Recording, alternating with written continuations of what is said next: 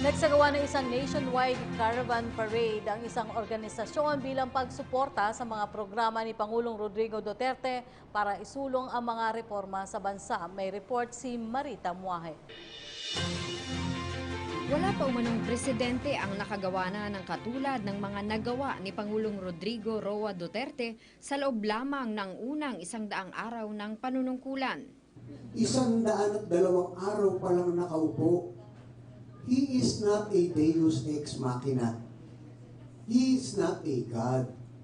He is a human being, imperfect, with a sincere heart.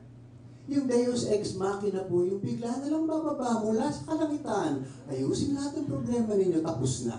Sa ikasandaang araw ng Administrasyong Duterte, nagsagawa ng isang nationwide caravan parade ang Nagkakaisang Pilipino para sa Pagbabago o NP3. Isa umano itong pagkilala sa mga nagawa na ng administrasyon at pagpapakita ng suporta sa Pangulo. Batid umano at bukas ang grupo sa mga kumukontra sa pamamahala ni Pangulong Duterte at hiningi ng mga ito ang pangunawa dahil anila ang administrasyong ito ay isang work in progress.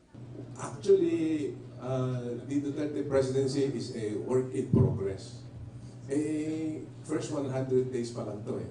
So, wala naman perfect from the very beginning. So, nagpa-fine-tune siya, and with our help, with our feedback, with our constructive inputs, I'm sure things will even get better as we go along. Subalit sa kabila ng maikling panahon, sinabi ng grupo na maraming pangako ang Pangulo ang natupad na niya, habang naniniwala sila na kakayanin ng administrasyong tuparin ang lahat ng ipinangako nito noong panahon ng kampanya.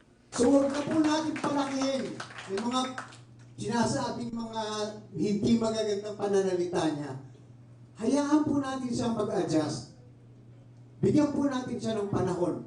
Ang importante po nakikita natin kung ano ang ginagawa niya para sa taong bayan. Sawang-sawa na po tayo sa mga magagaling na mga politiko na napakatamis ang dila, very diplomatic kung magbitaw ng mga salita, subalit wala namang ginagawa. Ilan sa mga nagawa na umano ng administrasyon ay ang National 24-Hour Complaint and Action Hotlines na 8888 at 911, Declaration of Indefinite Ceasefire sa pagitan ng pamahalaan at mga rebelding grupo, ang One-Stop Shop Center para sa mga OFWs, repatriation ng mga stranded OFWs at iba pa.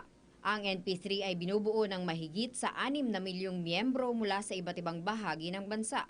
Layunin din nila na magbigay ng constructive inputs sa Pangulo upang matulungan ito. Para sa PTV News, Marita Muahe.